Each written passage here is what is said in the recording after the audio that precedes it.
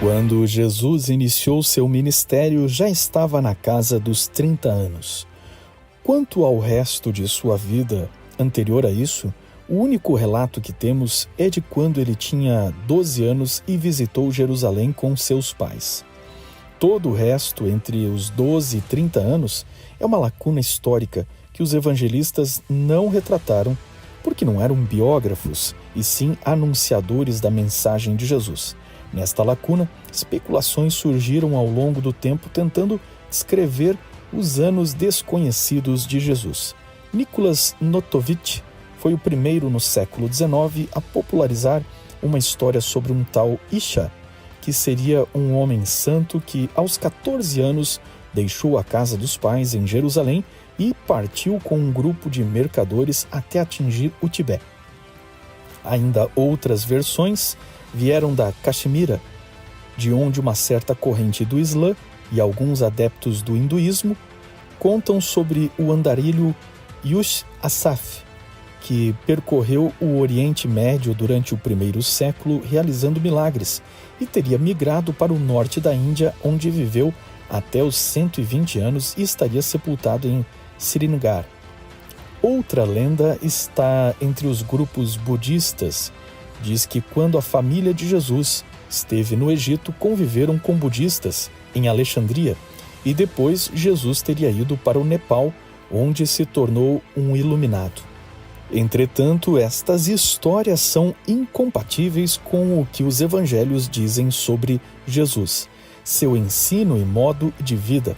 Este tipo de relato expressa o velho preconceito que a vida camponesa da Judéia não é suficiente para produzir o gênio religioso que vemos nos evangelhos.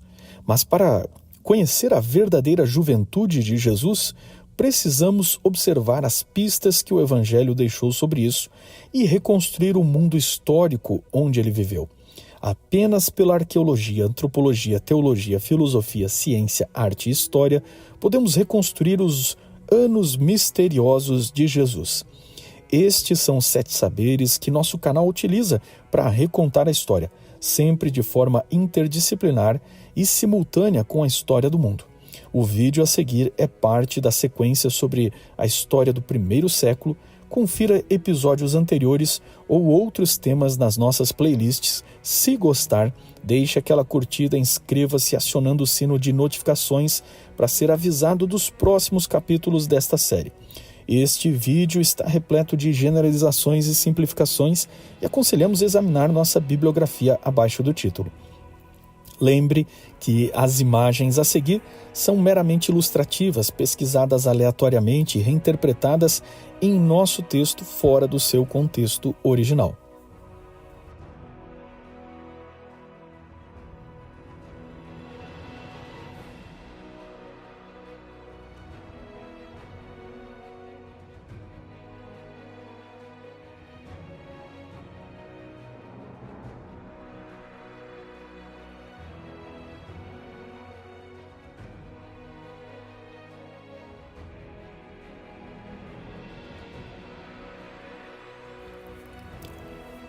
Em episódios anteriores, vimos que Jesus nasceu antes da morte de Herodes o Grande, que ocorreu em 4 a.C.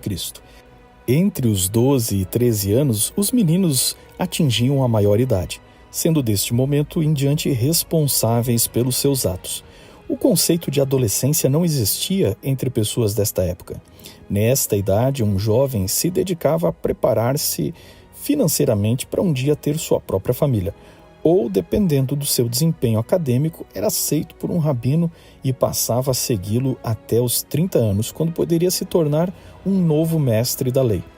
Durante a adolescência de Jesus, no mundo fora da Judéia, os maias eram os senhores da América Central, enquanto os romanos, que dominavam o Velho Mundo, passaram por uma das maiores derrotas militares da sua história contra os germânicos na floresta de Teutoburgo. E no sul da Inglaterra surgiu um reino do príncipe celta Cunobeline, enquanto a dinastia Han era derrubada por Wang Mang, da dinastia Qin, na China, que governava o Oriente. Alguns anos depois, durante a juventude de Jesus, O primeiro imperador romano, Augusto César, morreu deixando o império para Tibério, seu genro e filho adotivo. O Evangelho de Lucas registra a primeira ida de Jesus a Jerusalém, quando conheceu pessoalmente o templo e seus rituais. Aqui no canal há 2 episódios especiais sobre o santuário e as festas judaicas que ajudariam a compreender o que Jesus viu e como ele entendeu o significado de todos aqueles símbolos. A mais significativa das festas religiosas era a Páscoa. Judeus galileus, como a família de Jesus, vinham em caravanas de peregrinos, onde cantavam salmos como o 122. Além da alegria coletiva para a maioria das pessoas, tudo era tradição, rotina e, no máximo, uma lembrança da libertação de Israel do Egito.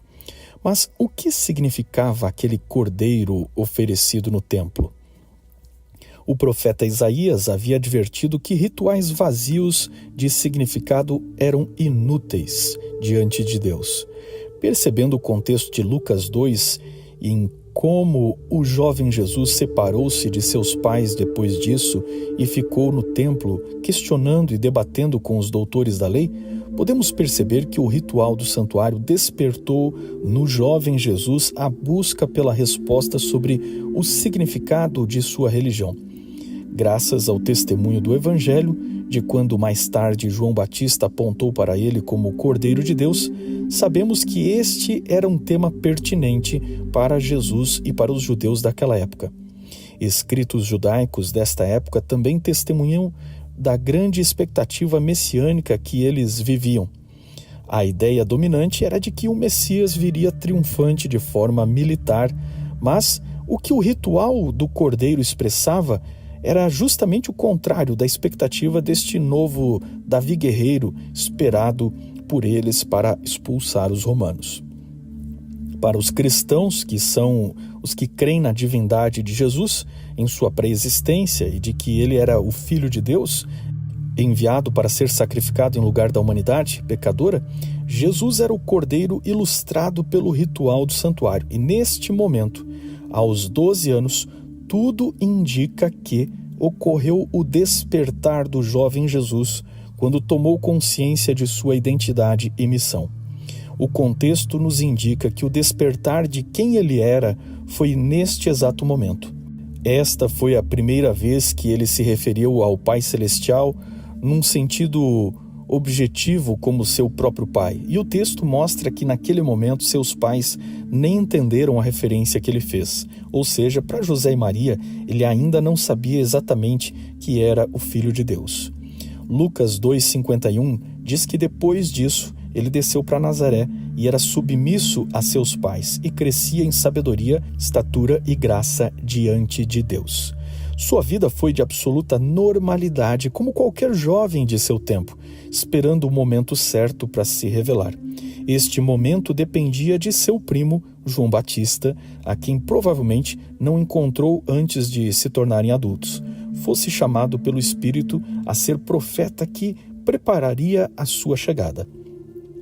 Tudo isso também estava atrelado aos tempos proféticos descritos em Daniel 9, e por isso, várias vezes, Jesus ou os evangelistas usavam a expressão "ainda não chegou o tempo".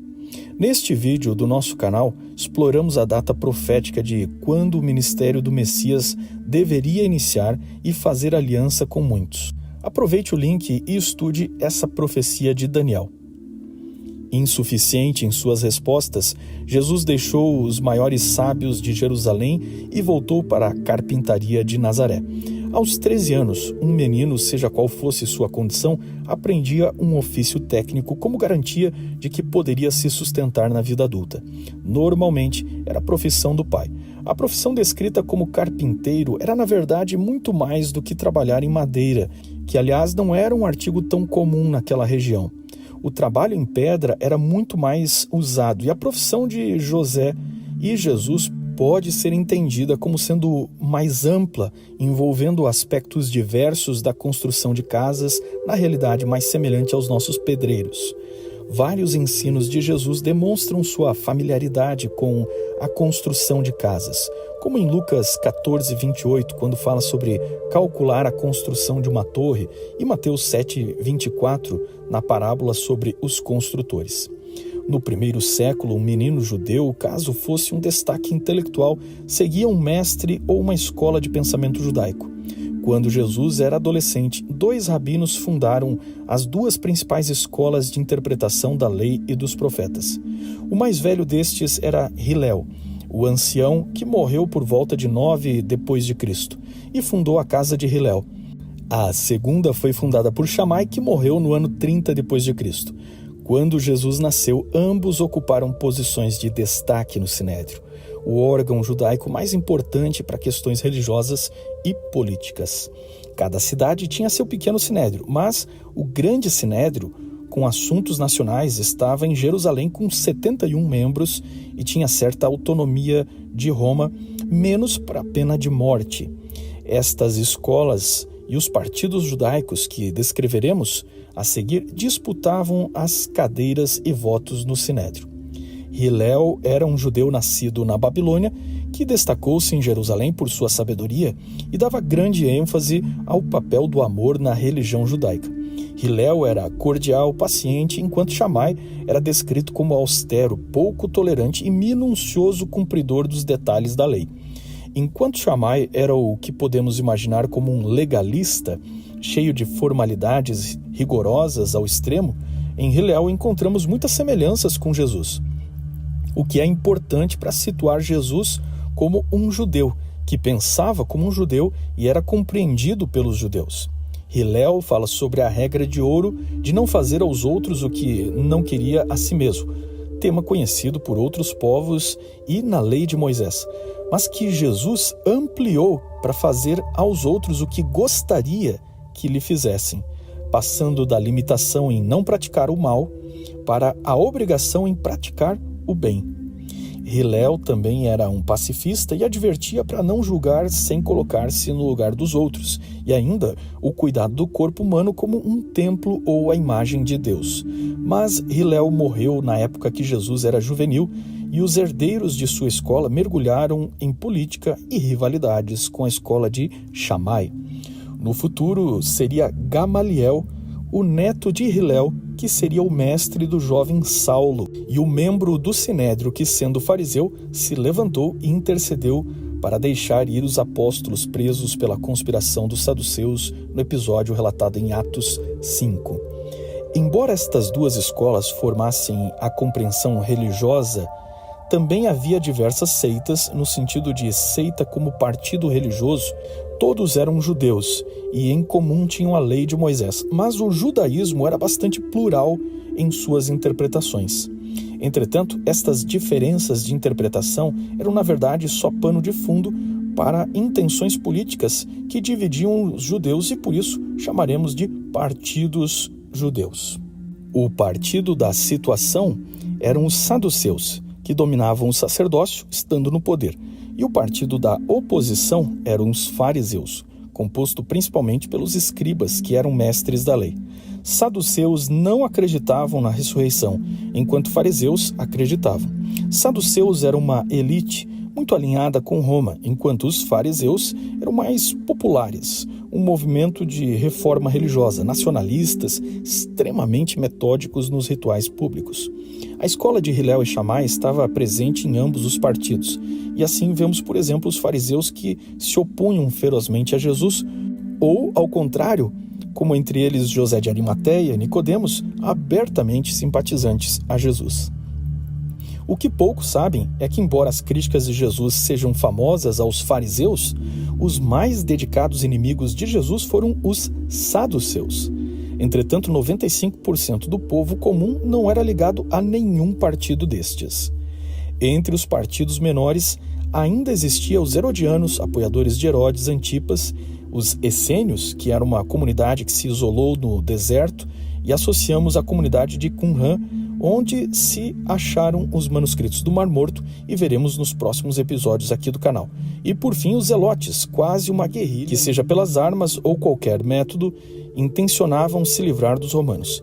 Este mundo contraditório, diversificado, é um aspecto de uma sociedade real onde Jesus foi um jovem como qualquer outro. Quando nos perguntamos a que partido, a que escola Jesus se filiou ou por qual foi influenciado, logo vemos a resposta no Evangelho.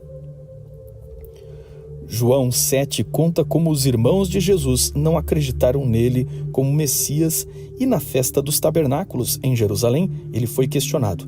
Então, os judeus se maravilhavam e diziam: "Como sabe este letras sem ter estudado?" Respondeu-lhes Jesus: "O meu ensino não é meu, e sim daquele que me enviou." João 7 é um texto onde Jesus reclama para si a autoridade profética para revelar conteúdo diretamente de Deus, o Pai. O texto deixa claro que Jesus nunca frequentou as escolas rabínicas, nem foi aluno de mestre nenhum, exceto, provavelmente, de sua mãe e de seu pai.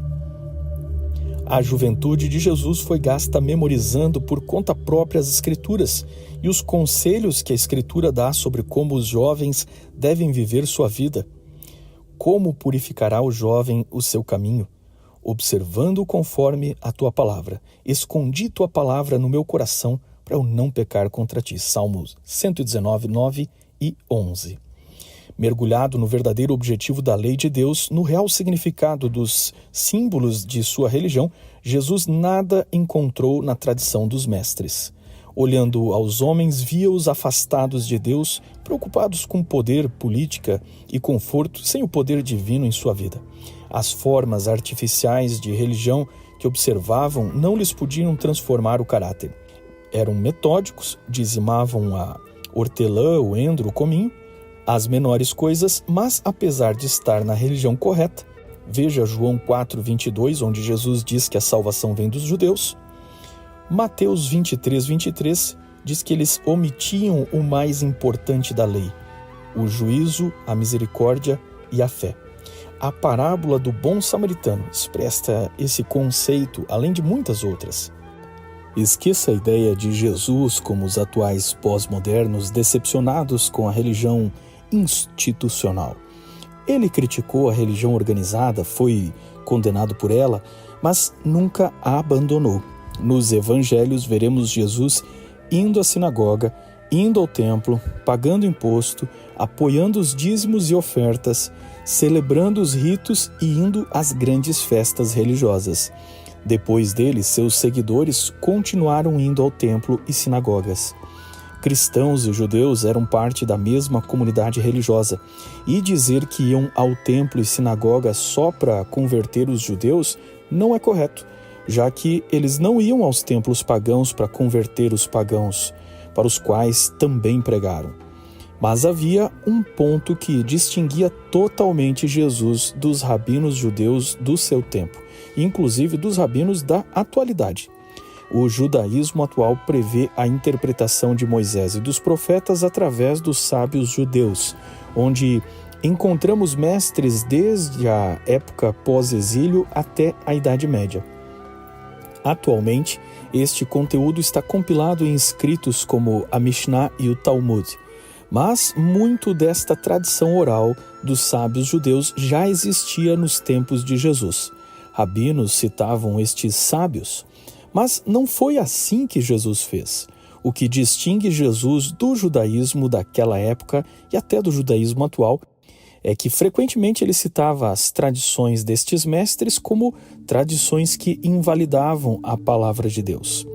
Em vez de citar estes sábios, Jesus respondia com "está escrito", citando Moisés e os profetas. Através do método de comparação de vários textos bíblicos, para Jesus, a Bíblia era o bastante para interpretar-se a si mesma. É claro que estamos nos referindo aqui à Bíblia hebraica, que era usada na época de Jesus.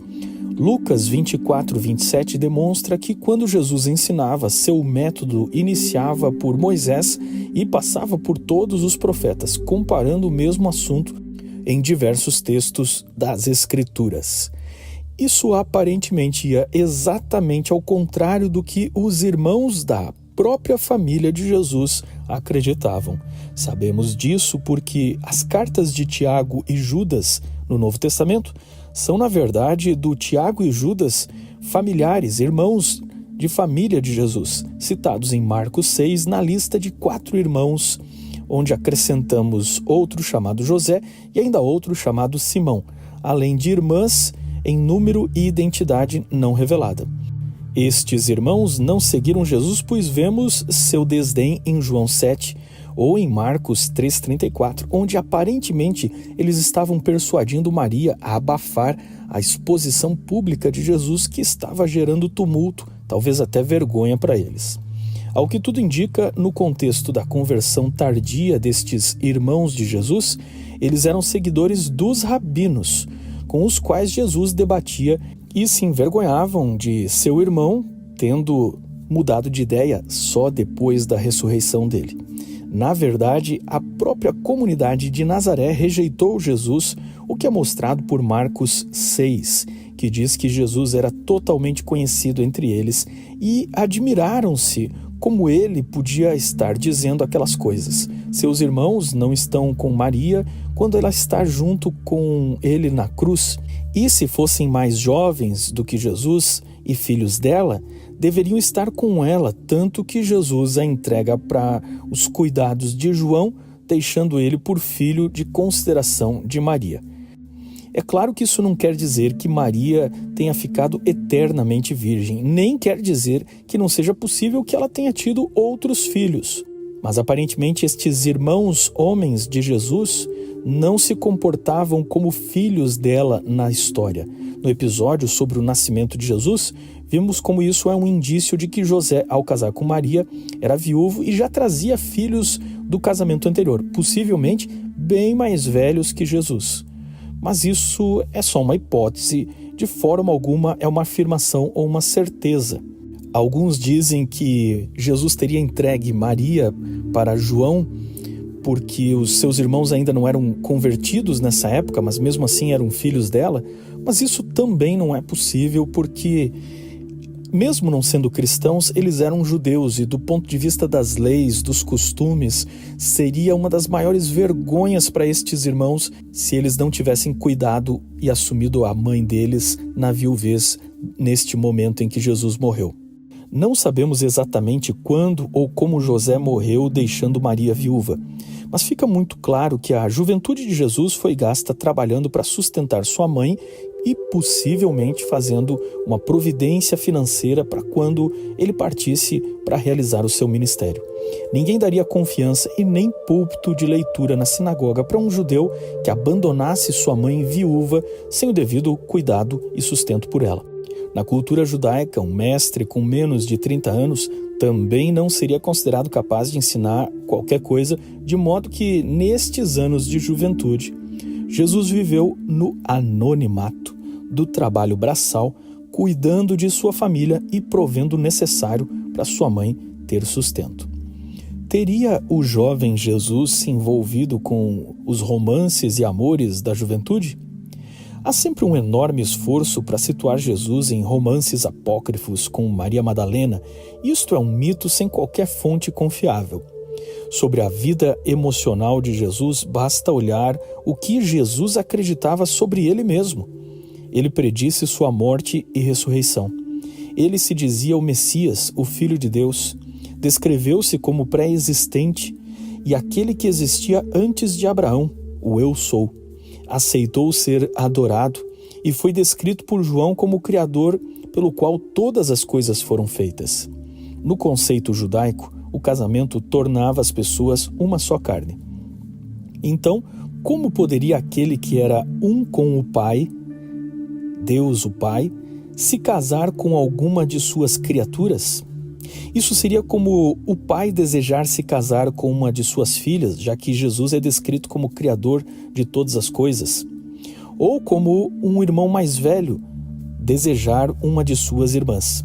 Jesus nunca se casou, mas no seu ensino o casamento sempre foi um tema frequente. Seu primo João Batista descreveu Jesus como o noivo em João 3,29. E o próprio Jesus se descreveu como noivo em Marcos 2,19, Lucas 5,35. É claro, Ele é o noivo da parábola das 10 virgens, em Mateus 25, e ainda temos a parábola das bodas. Na cultura judaica, durante o período de compromisso, este noivado não podia ser rompido, embora ainda não estivesse consumado. Este período servia para o rapaz levantar o dinheiro para casar-se, construir a casa onde iria morar e dar garantia ao pai da noiva de que ela não viveria na miséria. Quando Jesus disse: "Na casa de meu pai há muitas moradas, se assim não for eu vou-lhe teria dito, pois vou preparar-vos lugar." João 14:2. Esta linguagem que ele usou é de casamento, ou seja, quando Jesus prometeu voltar, anunciou que como noivo estava preparando o lugar para morar com a sua noiva, que é a igreja. Os apóstolos sempre entenderam isso e nas cartas apostólicas Jesus também é tratado como noivo da igreja. O casamento de Jesus com sua igreja é o modelo do que os cristãos deveriam praticar quanto ao casamento, sendo monogâmico, obrigatoriamente exclusivo tanto para homens quanto para mulheres, que deveriam manter a fidelidade um ao outro. A igreja seguiu a conduta heterossexual do Antigo Testamento e as mesmas proibições da lei de Moisés quanto ao relacionamento sexual. O divórcio podia acontecer não porque era plano de Deus, mas devido à dureza do coração humano. Mas as partes tinham que ficar sozinhas e, se contrair um novo relacionamento, esta parte estaria em adultério, a menos que fosse traído primeiro. Homem e mulher deixariam pai e mãe e seriam uma só carne até que a morte os separasse. Pouco sabemos da cerimônia de casamento na época de Jesus, mas aparentemente o noivo e seus amigos caminhavam em marcha triunfante até a casa do pai da noiva, onde ela e suas amigas estavam aguardando com a festa. O pai dava uma bênção e assim eles estavam casados. A seguir, depois da festa, seguiam para a casa que o noivo lhes havia preparado. Mesmo tendo valores reservados à pureza, com várias restrições sexuais e conjugais, os judeus dos dias de Jesus não estavam livres da lascívia, da prostituição, do adultério e de todo tipo de práticas sexuais em desacordo com os princípios e crenças do modo de viver e de ser família descritos em sua própria lei e profetas.